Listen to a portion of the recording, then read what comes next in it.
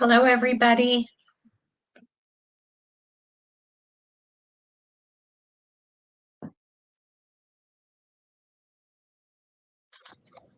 Does Commissioner Watchman know time? To reconvene at 3 p.m. And when we start live, the good news is we continue on with our afternoon agenda. Hello, Pam. And we are live. Thank you, Yasmin. We'll wait another minute or two for hopefully Commissioner Watchman to join. And then we can update all of you all and the public about where we stand with our meetings.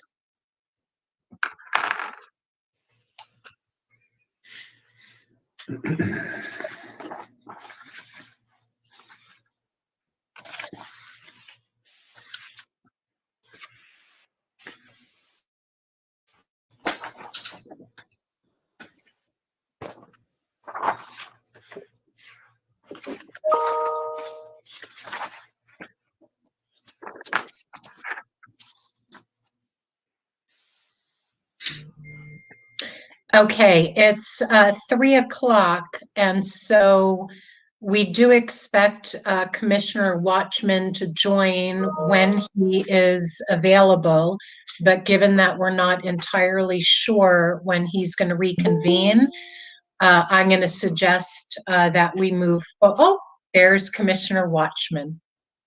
Terrific. Good afternoon. Hello. Thank you, everybody, for rejoining us at 3 p.m. With that, we will move to agenda item number 1, call to order and roll call. 1A, call for quorum. It is now 3 p.m. on Tuesday, March 16th, 2021. I call this meeting of the Independent Redistricting Commission to order. For the record, the administrative assistant will be taking roll. When your name is called, please indicate you're present. If you're unable to respond verbally, we ask that you please type your name.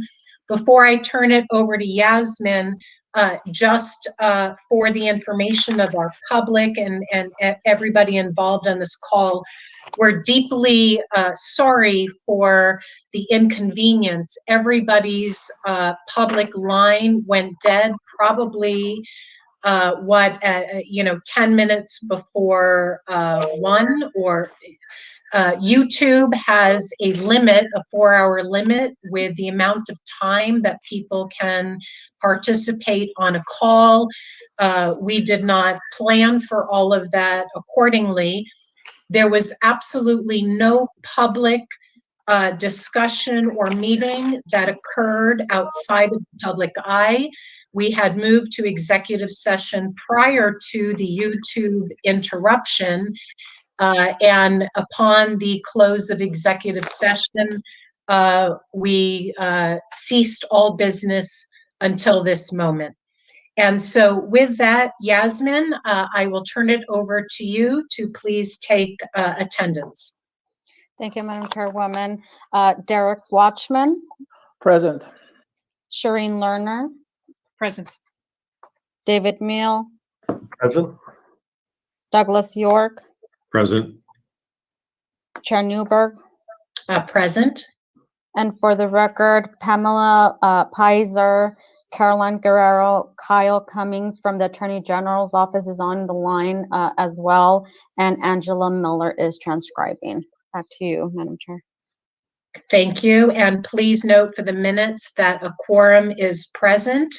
With that, item 1B, call for notice. Yasmin, was the notice and agenda for this afternoon commission meeting properly posted 48 hours in advance of today's meeting?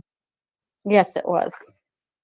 Thank you very much. With that, we'll move to item 2, which is opportunity for public comments. I'd also like to note, given the challenge with the YouTube feed, the early morning session public comments officially ended when that feed terminated, and it is now open. Public comment will open for a minimum of 30 minutes and remain open until the adjournment of this afternoon meeting. Comments will only be accepted electronically in writing on the link provided in the notice and agenda for this public meeting and will be limited to 3,000 characters. Please note, members of the commission may not discuss items that are not specifically identified on the agenda. Therefore, pursuant to ARS 38-431.01, action taken as a result of public comment be directing staff to study the matter, responding to any criticism, or scheduling the matter for further consideration and decision at a later date. With that, we will move to item number 3, which is second interviews for the executive director position. I would like to just extend a deep appreciation to the 5 applicants, given that glitch this morning, and for us to be able to do our business this afternoon according to the agenda. All 5 have agreed to come back with us to participate in the second round interviews. We've discussed in advance some of those questions. Obviously, these interviews do not need to be as robust. We've had initial deliberations, but you know, it's just deeply appreciative that candidates are willing to all visit with us again.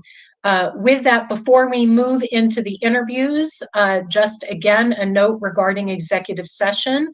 The commission may vote to go into executive session, which will not be open to the public, for the purpose of discussion or consideration of personnel matters, including the interviewing of executive director candidates, ARS 38-431.03A1, for discussion or consideration of records exempt by law from public inspection, including the receipt and discussion of information or testimony that is specifically required to be maintained as confidential by state or federal law pursuant to ARS 38-431.03A2, as well as to obtain legal advice specifically related to executive director candidates, ARS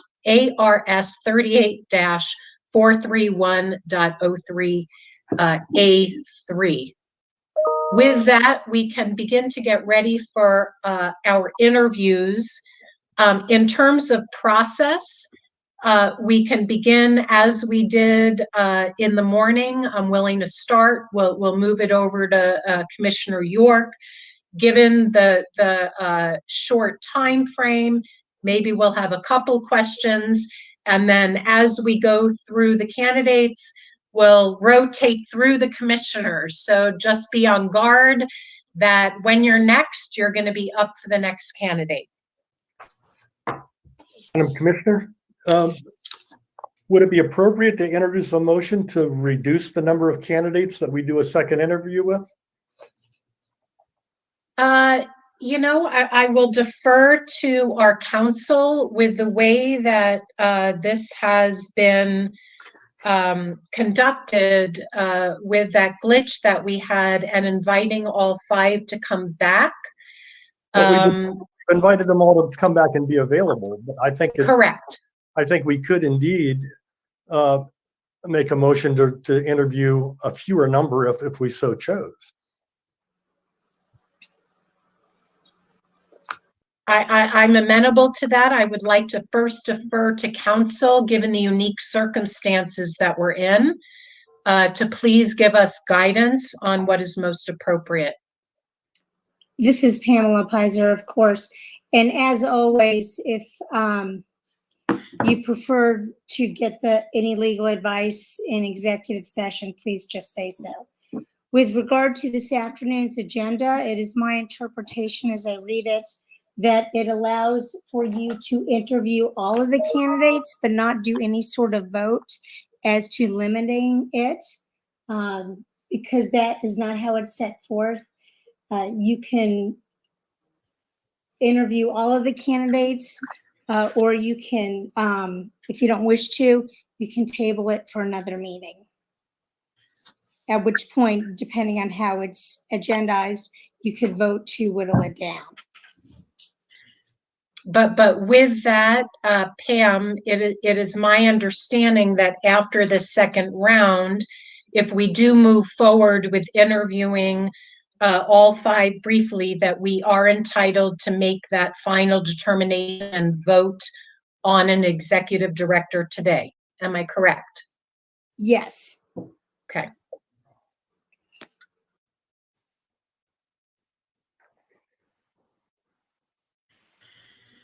With that, I understand it's an inconvenience for everybody. I think just again, out of an abundance of caution, we'll keep these interviews short. No more than 10 minutes, I'd like to say. Could be even shorter. If we don't have questions, we can, here's something else that's, advantageous. And thank you again, Yasmin, for your flexibility on this. Rather than having predetermined times, Yasmin is prepared to call each applicant when we are available to begin the interview, and we can proceed according to our timeline.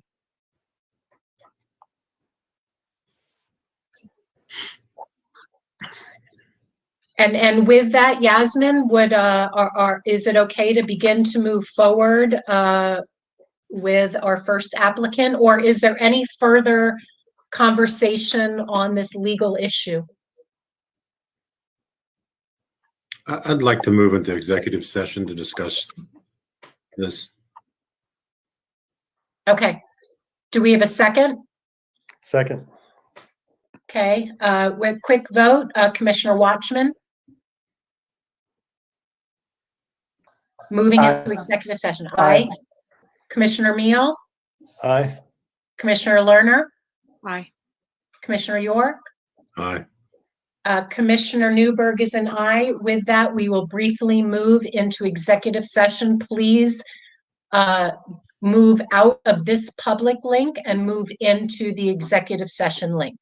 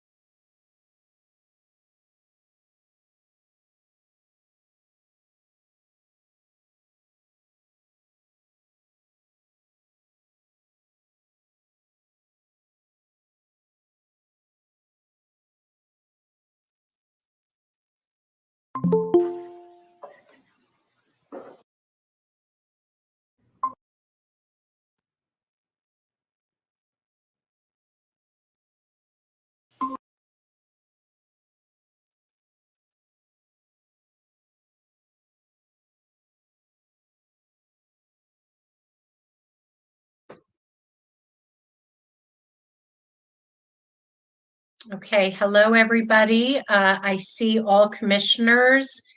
I see our council. And Yasmin, if you can get our first applicant on the line, that would be wonderful.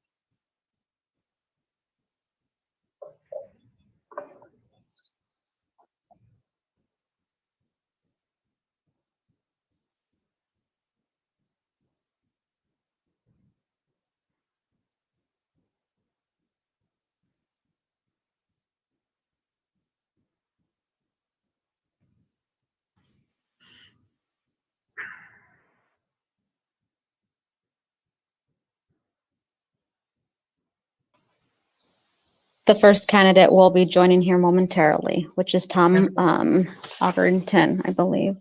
Yes, thank you very much.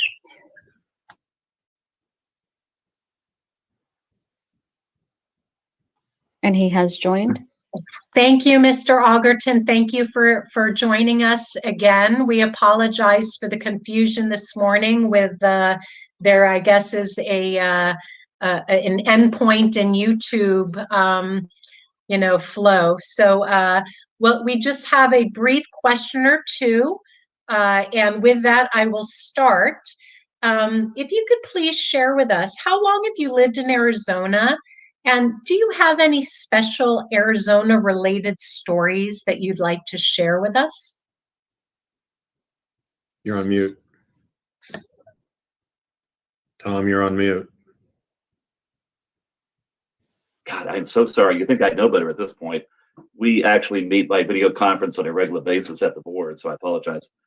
I came to Arizona in 1975 as a graduate student to Tucson at the University of Arizona. So I've been here since 1975, which is not long enough to be a pioneer resident, certainly, like my wife's family, but long enough to have seen the amount of change in the state physically and demographically and so forth.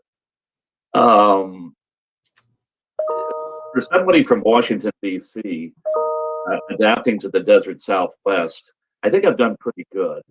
I know how to lasso a rattlesnake on the back porch up here in Cave Creek, and since the pandemic and I've been working from home, I think that Pavelina know me on a first name basis. But to answer your question specifically, I think the time I spent with West Magazine doing stories, there was a category called Unsung Heroes, and doing a story of true American characters in the Old West.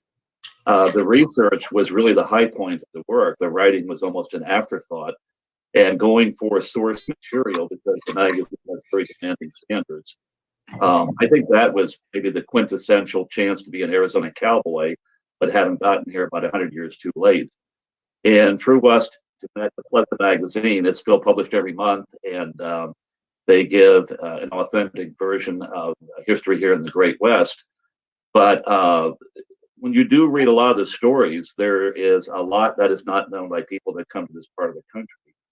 There are very tragic stories, very sad stories, and the cost of opening the American West to the early country did not come without a price. So it was a great opportunity to learn about the history of the state and this region on a first-hand basis. Thank you. Any other questions from the commissioners? Well, this is Commissioner York. Good afternoon, Tom. A question, can you give us a little feedback and insight to your political manager position with the Arizona Association of Realtors? Yes, I started there in I believe it was 88, after working for the state, and it was a lobbyist position for the State Association of Realtors. And basically, the industry has 21 local boards throughout the state, and we represent the industry at the state legislature during session and work with the special meetings during the non-session periods. And then when I went back a second time with the realtors, it was a local association liaison position, working with the 21 local boards throughout the state, but this time not the state policy, but with local policy at the municipal level. Now, I'm married to a realtor as a matter of disclosure, and her mother was a realtor, so I'm able to get a lot of free advice at the kitchen table back then and even still. So. Thank you. Any other questions from the commissioners? Just very briefly, Tom, if you don't mind, maybe, I don't recall if we'd asked this about your strengths and weaknesses. Just briefly, maybe give one or two of each.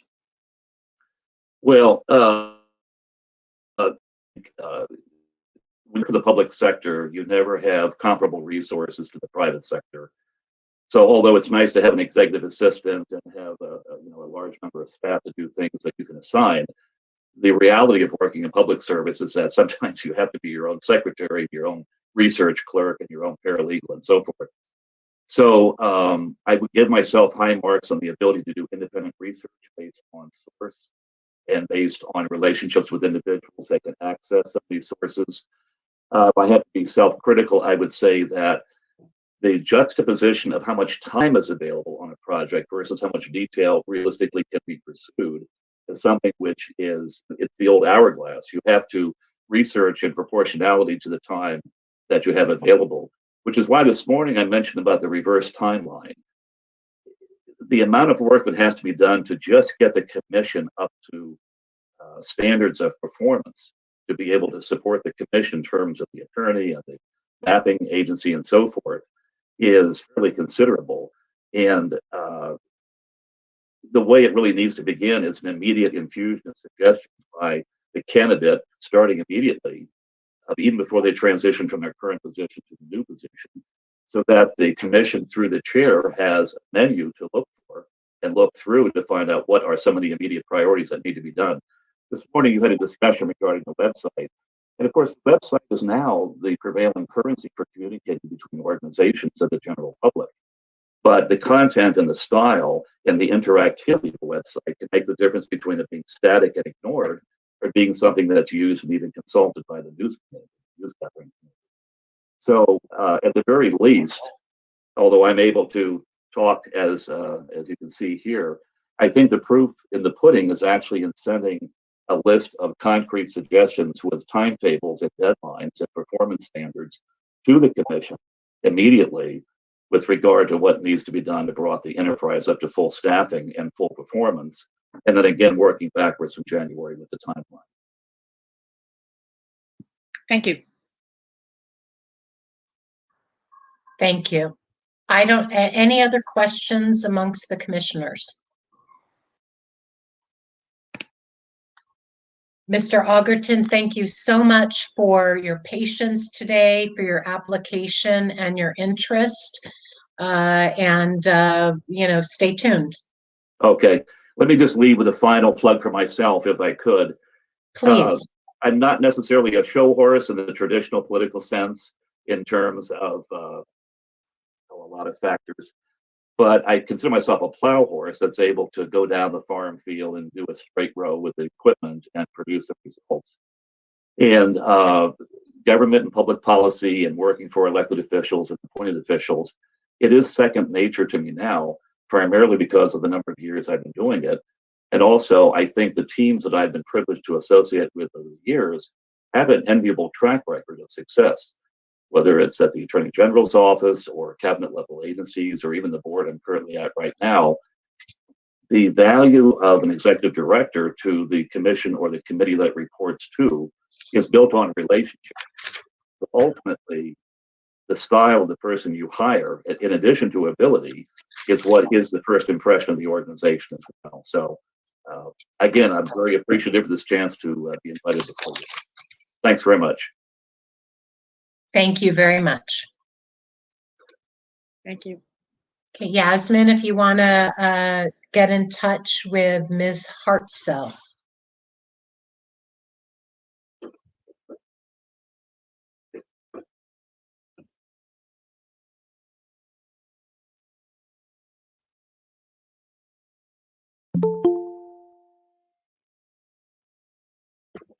We have Ms. Hartzell on the line. Thank you so much, Ms. Hartzell, for being patient with us and reconvening. We have really just a couple more questions. I don't want to, we're kind of rotating around the commissioners, and so I'd like to give my peers an opportunity to ask questions. I think we left off with Commissioner Lerner. So Commissioner Meal, would you like to get started.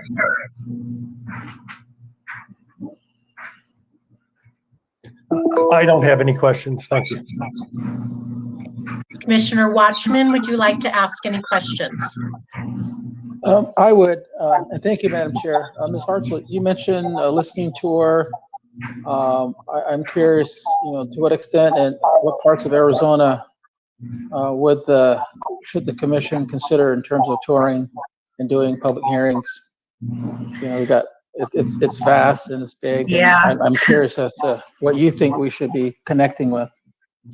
I really think you probably should at least do one meeting, if not more, in all of the major, all of even the minor population centers of Arizona. Clearly, it is a very large state geographically, and I feel like you're really going to have, people are going to be concerned if you don't physically make an effort to go to at least the communities in the rural areas, and across the tribal areas, obviously, all the way from north to south. So when I think of, I would say, up in Navajo, for instance, you probably could just do Tuba City, maybe to cover the Western Agency area. But I think that you need a couple, at least Tuba City and Window Rock, if not possibly Chinle and Kayenta. I think Page, going south, Flagstaff, Holbrook, Winslow. I think it would be good to do as many as you could. And then, maybe the second round, you have more the larger communities. So maybe Flagstaff and say Winslow, and then you make sure you have the ability to get people to join by technology if they want to. But part of the problem in the rural areas, as you know, is you just, even if you have the technology, it might not be super reliable. It is to say that you could just, you can just join online like we are. You can see the technical problems we have right here in Phoenix. So I would want to trust completely to that. So pretty extensive. I would say extensive. Thank you. Any other questions, commissioners? Ms. Hartzell, this is Commissioner York. One of the issues that's arisen in reviewing your application is how we might see past the partisan bias that appears from your time in the Senate and the Democratic Party. Could you explain maybe how we might come over that? Well, I will say that I've always worked for elected officials. So they were Democrats predominantly, but I've not myself ever run for office. I haven't even given money or been a PC or anything like that for many, many years. I did run a major campaign in 2002, which is almost 20 years ago now. But that was the most involved in the actual sort of campaign side of it, direct political advocacy side of it that I've been in the last, several years of my career. And like I said, we certainly, being Democrats in Arizona, you're not going to advance your agenda without figuring out how to work with the other side sometimes. And so I think that I've had to and have played the role a lot in advising the caucus members who I worked for at the legislature, and certainly Adrian Fontes, whenever he was recorder, in how to find consensus with the Republicans or independents, if the case may be, across the aisle in order to advance, mutual goals and policy initiatives. So I have worked, around people of the other party. And like I said, I understand what it means to be a staff person. I think I mentioned this before, and I know that that you're the decision makers. So my role is to be a support staff person to you, and if you want my advice and some guidance, I certainly have it to provide based on my experience and sort of knowledge of the political scene and history and all the things that create context for what you're doing.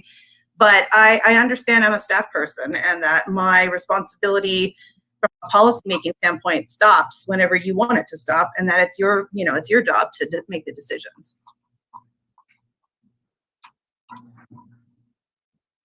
Thank you. Any other questions?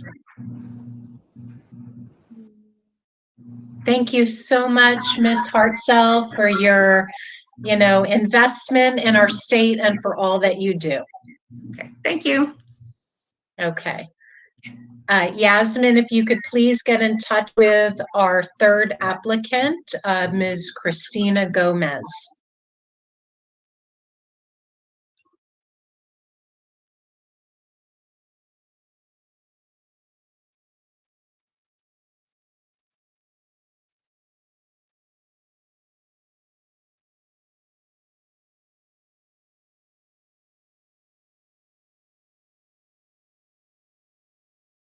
She should be joining in a minute.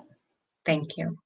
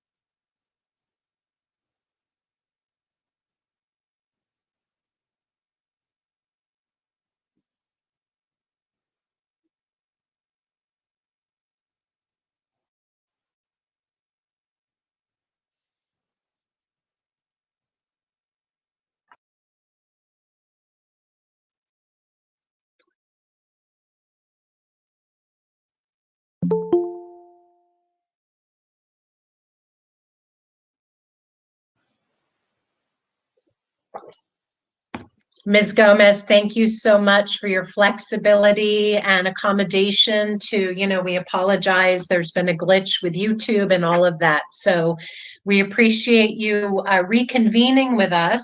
We really just have a couple of very brief questions. We're going around the room, or the tiles, I should say. And I'm not sure exactly who's up. I'll open it up to my fellow commissioners. If not, I'll ask a question. But does anybody have a question that they'd like to ask of Ms. Gomez? Commissioner Newberg, I'll start with one. So Please. I think it is your turn, though. Oh, I'll go second. Okay. As you know, the Arizona Constitution charges us to perform our duties in an honest, independent, and impartial fashion, upholding public confidence in the integrity of the redistricting process.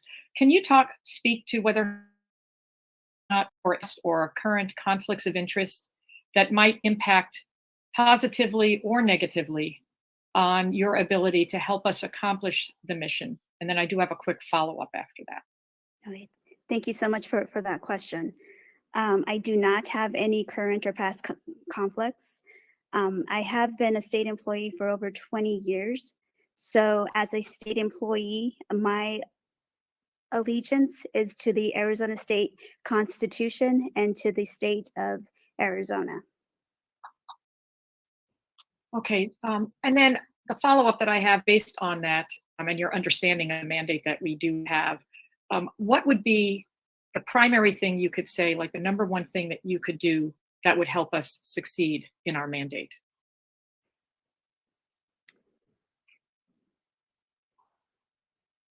I would continue with making this process as transparent, continue to have your meetings in open session, continue to go ahead and to obtain as much public comment as possible. I would continue to stream these meetings. I would look into possibly going with a different streaming service. But in all seriousness, I would, I think you all are going down the right path of keeping this process as open as possible and as transparent as possible. So you all are doing a great job. Thank you. Okay, one last question then, since I am up. How long have you lived in Arizona, and do you have any special Arizona related stories that you want to share with us? So I was born and raised here in Phoenix. I grew up on the west side of Phoenix. I only lived 5 years outside of the state. I moved when I was 16 to Las Cruces, New Mexico, which obviously was probably a difficult time for a student in high school to move. But I came back because I love this state so much. And my mom was actually, her home base was here. She was a migrant worker, her and her family.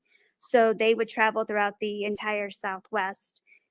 But Arizona was always their home base. So my connection is because of my mother and my grandparents. They loved Eloy, so they're from the they're from that small town. So funny stories about Arizona. That's a good question. Um, I guess just one small story. I actually was in 1990 state champions of the softball little league for girls.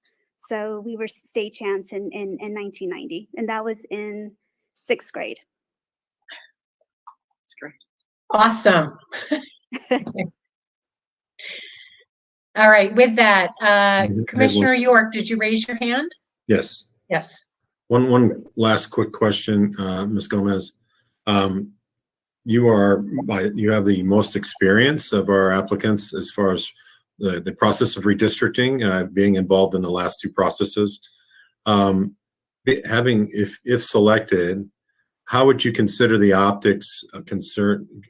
How would you defend the optics of that selection based on the last redistricting process was not overwhelmingly acknowledged as a success? So I was part of the 2001 redistricting commission, and I was part of the obviously the 2011 commission as well. The 2011 members welcomed me with open arms, even though with the first commission there were some problems as well, because when you're dealing with redistricting, there's always going to be issues, challenges. That's just the process of it. However, you will see people who have been a part of this process since the 90s. You will see people who used to be part of this process since they used to do this in the basement of the state legislature. And those people do know me. And I did build relationships with several folks throughout this entire state during the last process. So people do know me, and they do know that we are transparent, and staff will be transparent and be inclusive with everybody. Everybody should take part in this process and be involved. Like I said, I wouldn't be doing my job if I didn't include everybody.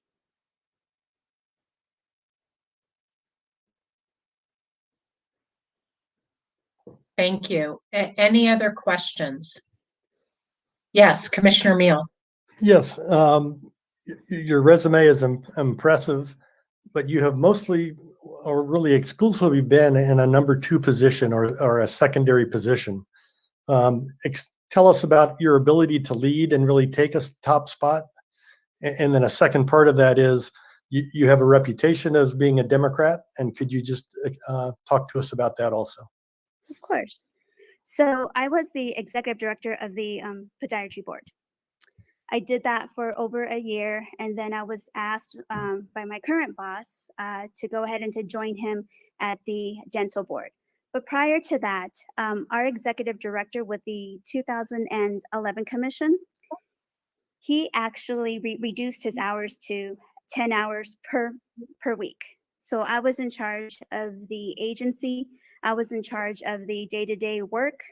I worked extremely hard to make sure that everything was done and made sure that he was prepared so that the commission can continue to function.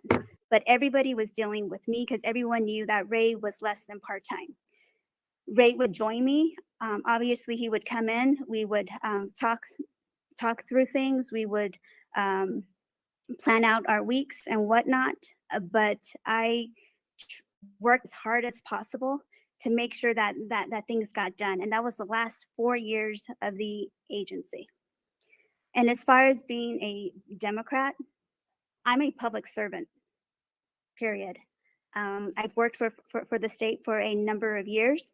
My allegiance is to the state of Arizona and not a political party. The Democratic Party does not pay my bills, does not put food on my table. The state of Arizona does. Thank you. Thank you. Any other questions? Thank you so much, Ms. Gomez, and thank you for your service to our state. We're very appreciative. Thank you again. Okay. With that, Yasmin, if you can get in touch with our next candidate, that would be appreciative.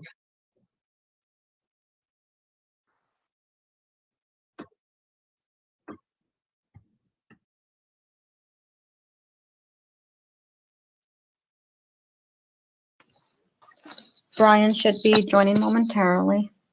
Okay.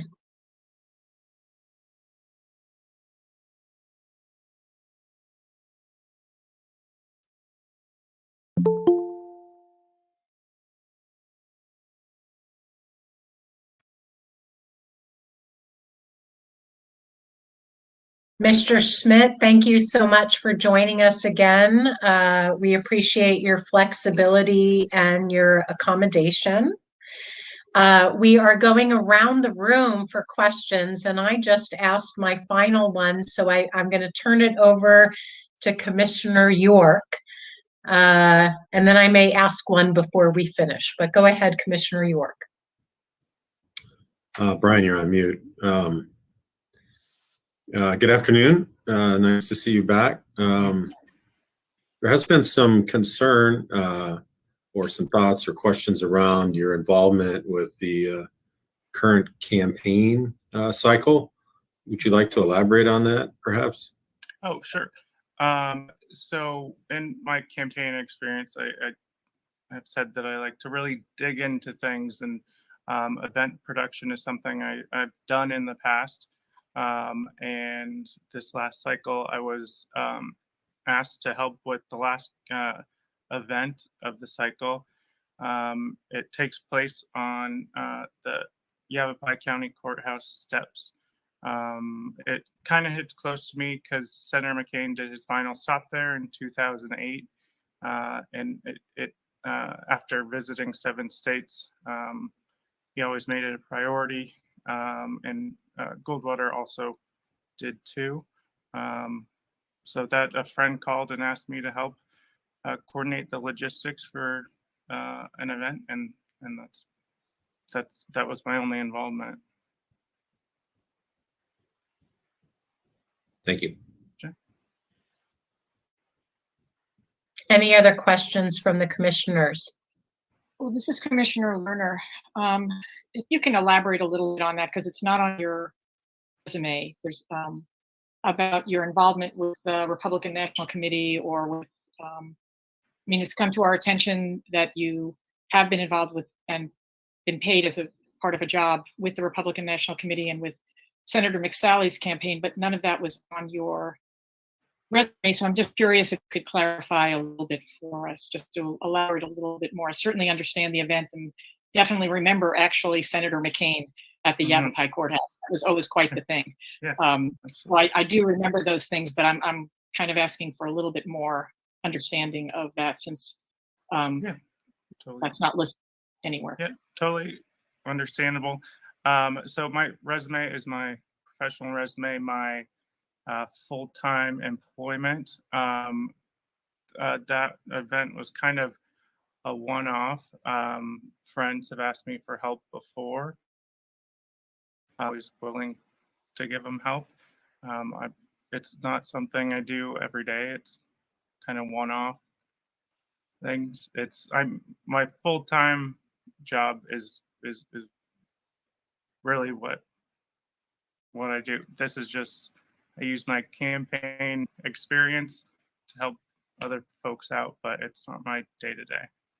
So, and I think people at the city would attest to the fact that I can put my political beliefs aside to try and get stuff done. That's in my references. One was Deb Stark, who's a Democrat technically, and I worked with her when she was a planning director at the city. She went to the county, came back as a council member. We have a great relationship. We put our nose down, get to work, and really just try and get stuff done. That stuff at work doesn't matter to me.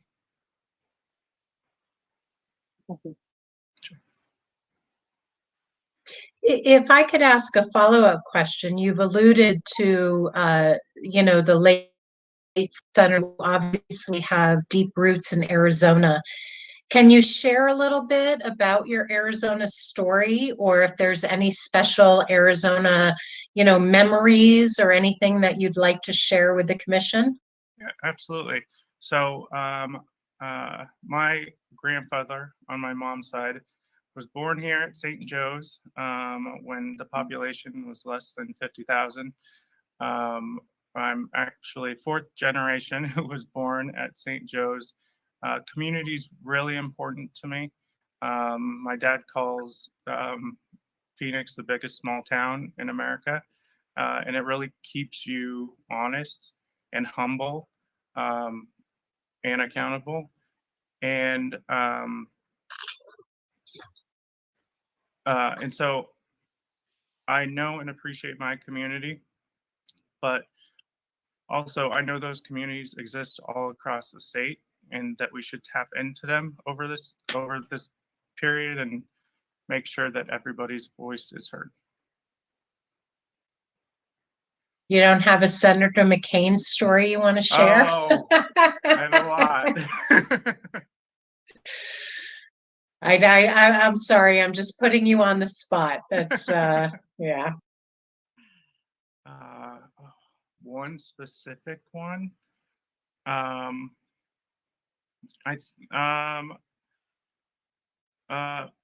Funny. This is actually my sister's, and I'm stealing it. And she said her favorite trip of all time, she traveled more with him than I did, was every time they got to go to the Grand Canyon. You would have tourists that see John McCain and the Grand Canyon at the same time, and they were always perplexed and just kind of in awe of both.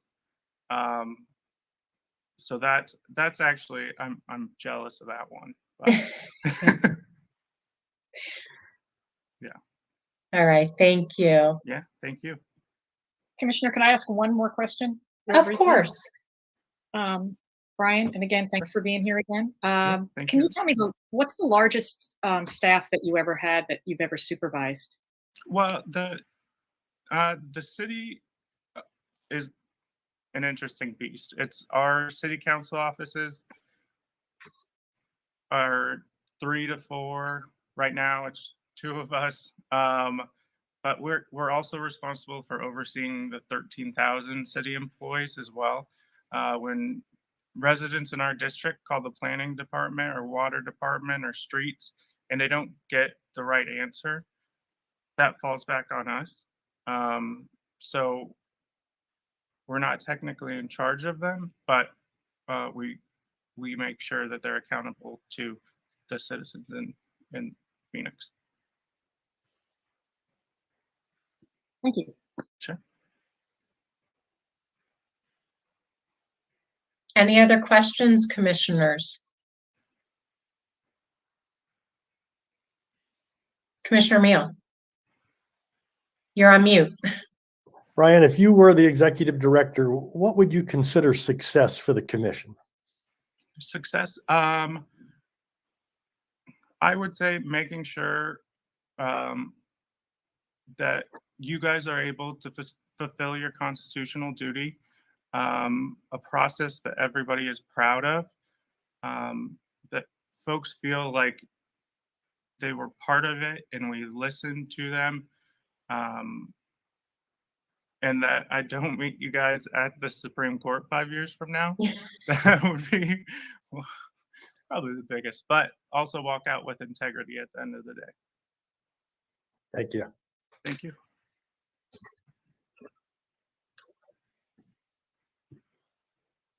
Okay, with that, I think, thank you so much, Mr. Schmidt, for your Thank you. flexibility and Absolutely. for your time and accommodation. Yeah, thank you.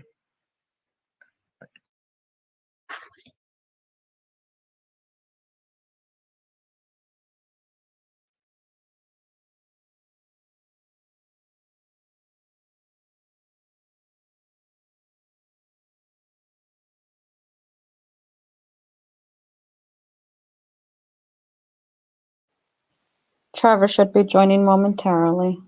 Okay, thank you very much.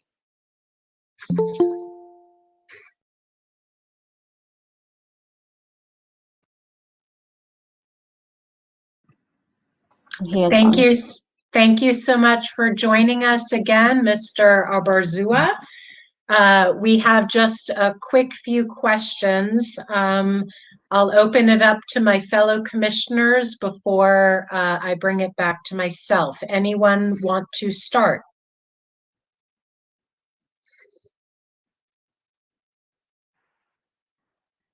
I'll start then if nobody's going to jump in.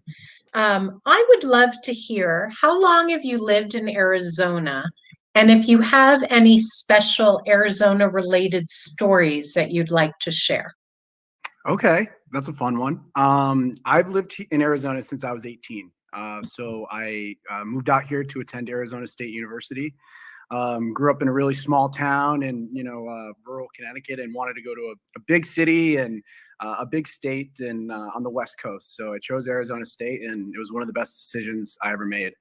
I think an Arizona story I like to tell is after graduation, being a 21, 22-year-old, I, like a lot of 21-year-olds, didn't know what I was going to do next. So applying to jobs throughout the country and especially in the Northeast. And so I packed up my car and drove all the way out to the Northeast and did a couple interviews in New York and in Connecticut. And I just kind of had this gut feeling like, I know I grew up here, but this isn't home for me anymore. And I really do think, I want to be back in Arizona. And, it kind of just by happenstance, I got a call from John McCain and wanted to see if I wanted to go work for him. So I said, yeah, yes, I do. That's an honor. And it was literally, I think I was only back in Connecticut for like 4 days, and I packed up my car again and drove all the way back.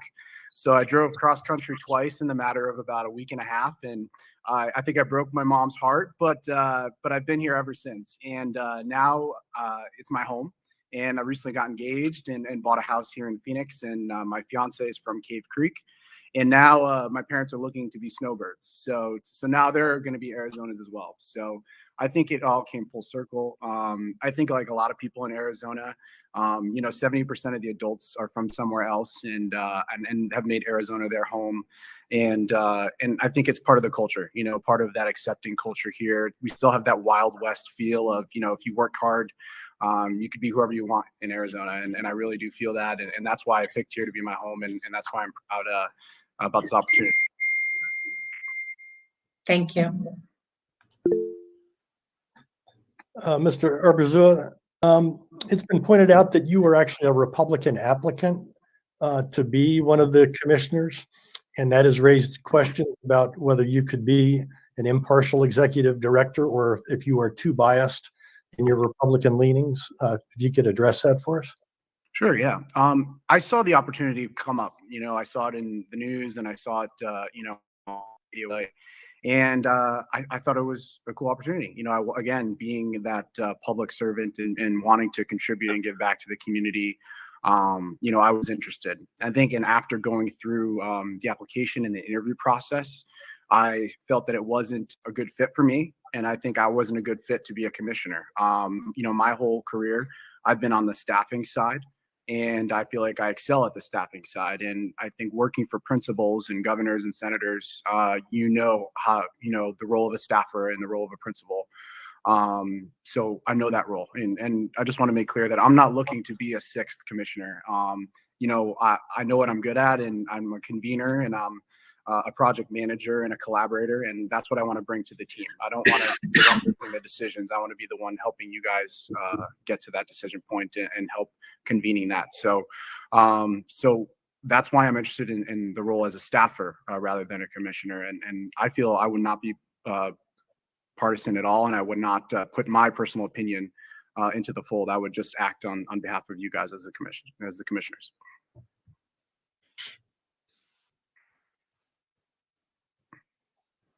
Any other questions? I'd just like to ask one more little question, please. You addressed this about the applicants. So I kind of have twofold questions on whether or not you feel you have any past or current conflicts of interest that might impact the commission's ability to get things done. And then I'll follow up with one other quick one after that.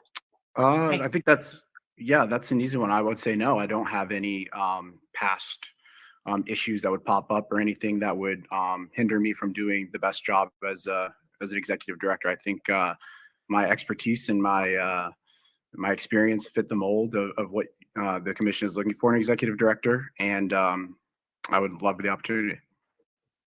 And then my follow up with you is if you could, what's one thing you could see yourself doing that would help us succeed? I think the one thing I see myself doing is filling out a really great staff. I think I know from a staffing perspective and being on the staffing side, I know what it takes to be impartial, but also to contribute to a team. So leading that team of the staff and being a leader in the sense of that. And I think also too, and I've talked about it in the previous section of the interview, was, the project managing side of it and my experience on those governor's goal councils and coming up with complex solutions to complex issues, and being able to manage, different executives, different levels of executives and different levels of government, whether it was county, city, and state. Dealing with, people of power and people of, on the commission, you guys being able to get to the finish line. I'm confident I can do that. But I think at the end of the day, again, I'm going to be the coach of the team and the coach of the staff, and then communicating to the public. I think those are all the strong points I could contribute. Thank you. Thanks. Any other questions from our commissioners? Thank you so much for joining us. We're very appreciative for your interest and for your service to our state. Thank you so much. Appreciate it. Okay, thank you. And with that, I believe we will move to item number 4, which is discussion and possible action on executive director interviews and hiring of executive director. The commission may vote to go into executive session, which will not be open to the public, for the purpose of discussion or consideration of personnel matters, including matters related to executive director candidates, ARS 38-431.03A1, for discussion or consideration of records exempt by law from public inspection, including the receipt and discussion of information or testimony that is specifically required to be maintained as confidential by state or federal law pursuant to ARS 38-431.03A2, as well as to obtain legal advice specifically related to executive director candidates, ARS 38-431.03A3. With that, I would suggest that we begin our deliberation in the public session, and we move into executive session to discuss those items that are sensitive and in any way could impact our applicants in a negative way. And I would like to remind the public and the commissioners, we had a robust discussion this morning. We do not want to repeat that entire conversation. And so this should be additive information to what we have learned subsequent to the first round. Let's start with the first candidate, Tom Augerton. Any additional comments on the positive, negative, side?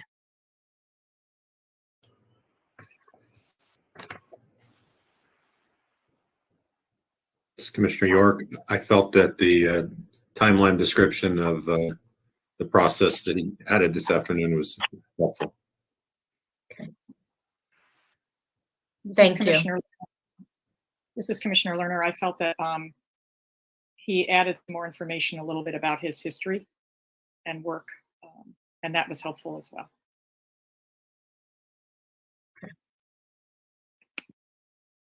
We'll move on to candidate number 2, Keely Hartzell. Any additional comments or thoughts?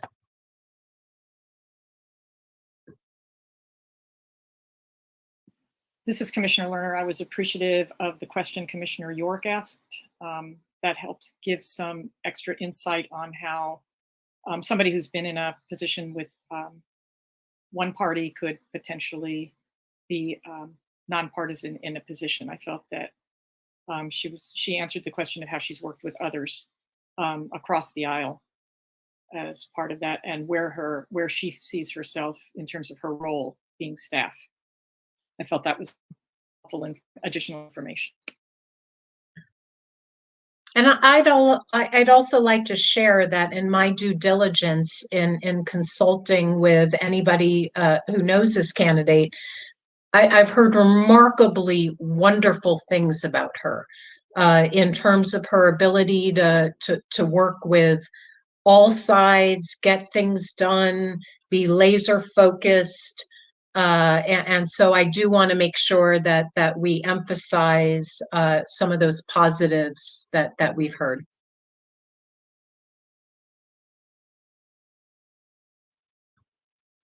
If there's no further comment, let's discuss candidate number 3, Christina Gomez.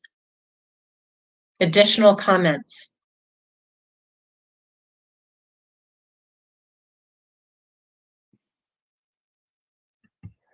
I think she continued to show that she's a very credible candidate and showed some strengths in her answers. And this is Commissioner Lerner, and I was appreciative of the question about her history in Arizona as well, understanding the longevity that she's been here and sort of family ties, and then the piece of the lack of conflicts of interest. It's positive. I too felt that I had no doubt that she would be able to embrace our mission, unbiased and in support of our collective efforts.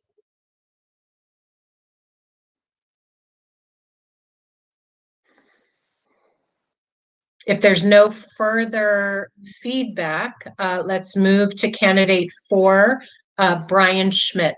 Any further conversation?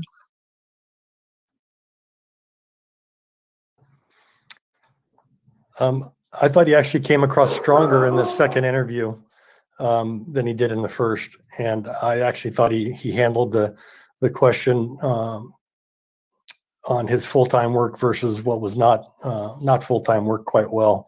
I continue to be very impressed by this candidate.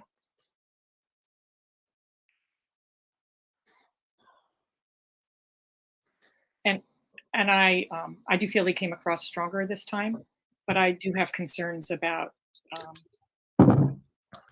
not everything being on there. I do understand why he did it, though.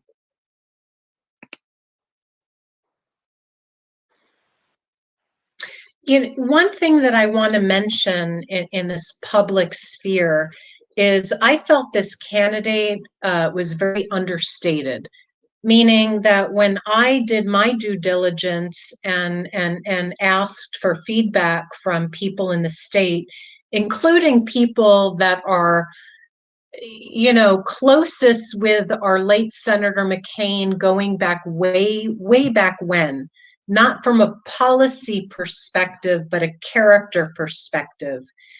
And, I just heard things like honest, process-oriented, focus on legitimacy, deep Arizona ties, somebody that's able to work across all political spheres. And so I was struck by we have two ears and one mouth. And I might say that this candidate maybe said the least, but I'm not sure that's a negative. In terms of somebody who would put the commission above, all other interests, I think this is a candidate that deserves very serious consideration.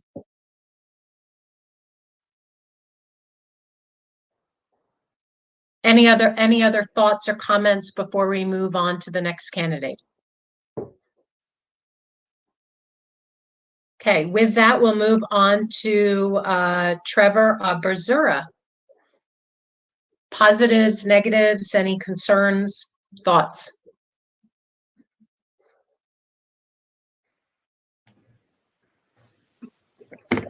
This is Commissioner York. I thought he handled the question of applying for commissioner and his thought process on realizing that probably wasn't the best fit for him. I thought that was a novel answer. It made sense to me. He's an ambitious young man. Yeah. Like that, and so.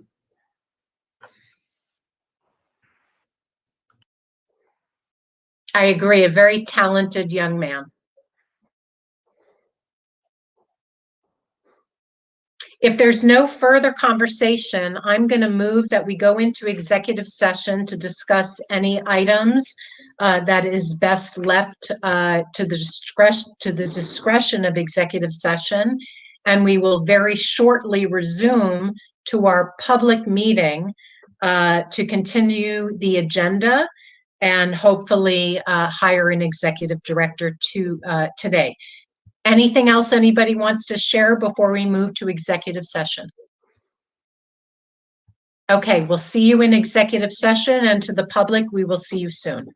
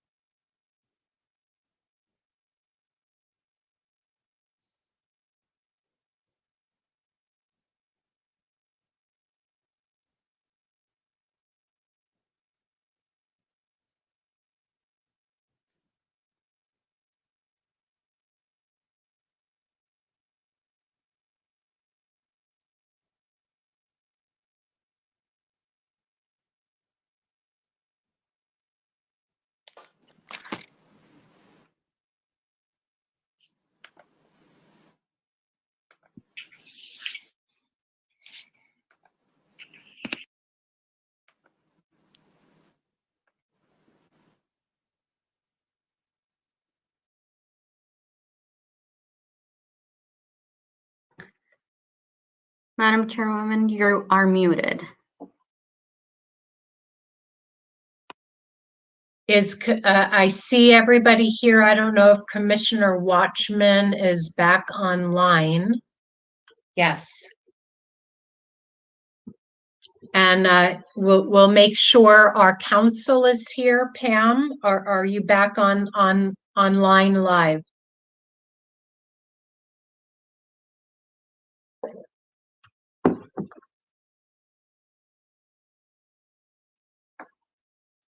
Okay, let's just give a minute for our council to make sure that they are on the line so we can move forward with agenda item number 4 on our afternoon agenda. Pam, are you there? I am. Okay, excellent. With that, welcome everybody. Thank you for your patience. We'll move on with agenda item number 4, discussion and possible action on executive director interviews and hiring of executive director. We have just resumed from the executive session. With that, we will discuss the candidates and move to make a motion.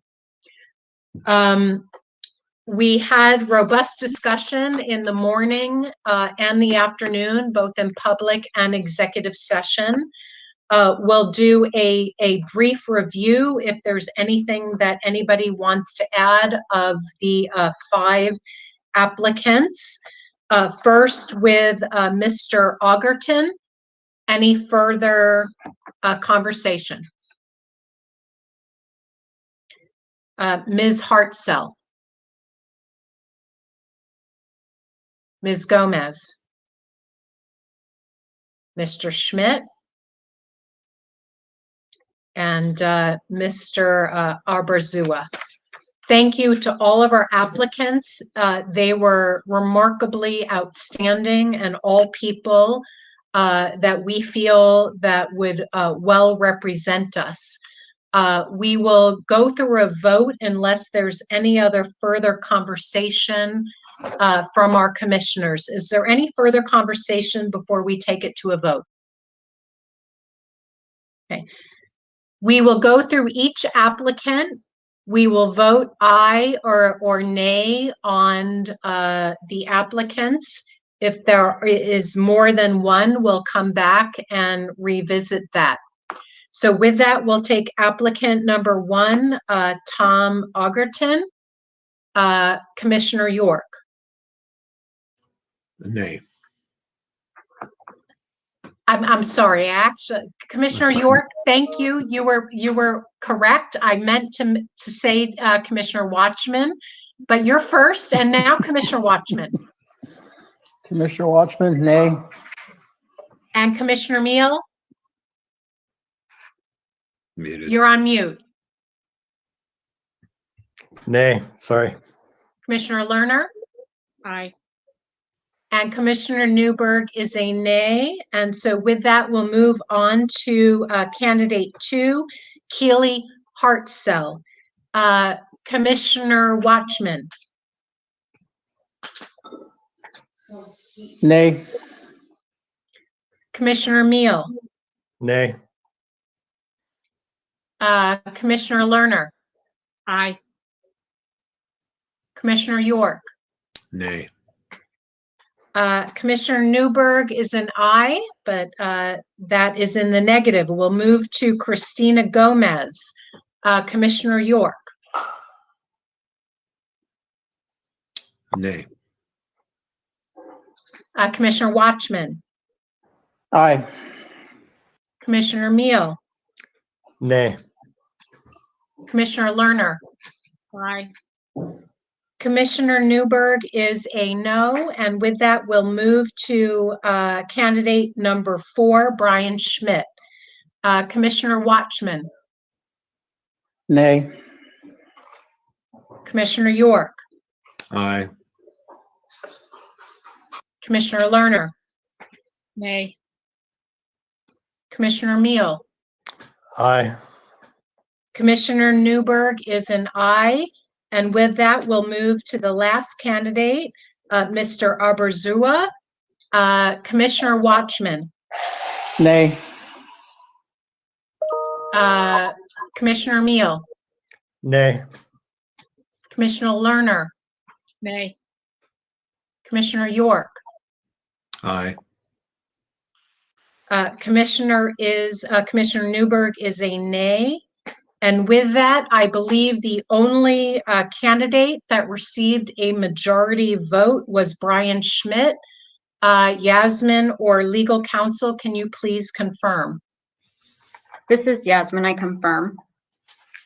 Okay, with that, I would like to make a motion that we recommend Brian Schmidt to be a candidate for ADOA to begin to move forward with making an offer to the candidate consistent with state personnel system policies and procedures. I will take a vote with that. We'll move forward with the hiring of Mr. Schmidt. Commissioner Watchman. Nay. Commissioner Meal. Aye. Commissioner Lerner. Nay. Commissioner York. Aye. Commissioner Newberg is an aye. And with that, the motion approves to advance the candidacy of Mr. Schmidt. It is now in the hands of ADOA to move forward with the offer and to do due diligence with ensuring all policies, are adhered to. And with this, I would like to just further state, in the robust discussion that we had, as the independent chair, I'm very comfortable with this decision. I know that this was hard. There were people of multiple perspectives. In terms of going back, in the history of our state, with soliciting opinions from all sides, with who could represent us from an honest perspective, as a staff member, not as a voting member who will have no say in the lines of the districts. I feel that with the checks and balances and the information that we received, I'm very comfortable with this choice, and that we collectively commit to the entire state that this will be a process of transparency, legitimacy, and diversity. The diversity is not just in name only. Diversity is for the sake of representing the constituent groups of our state, as well as, I think, all data, all science shows that better decisions are made when there is not groupthink, and when there is a collective expression of opinions. And I feel very confident that this choice will embrace that spirit of wanting collective comments, buy-in, sentiments, ideas for us to be able to move forward. With that, we will move on to agenda item number 5, which is closing of public comments. Please note, members of the commission may not discuss items that are not specifically identified on the agenda. Therefore, pursuant to ARS 38-43101H, action taken as a result of public comment will be limited to directing staff to study the matter, responding to any criticism, or scheduling the matter for further consideration at a later date. With that, we will entertain a motion to adjourn. This is Commissioner York. I motion to adjourn. Do we have a second?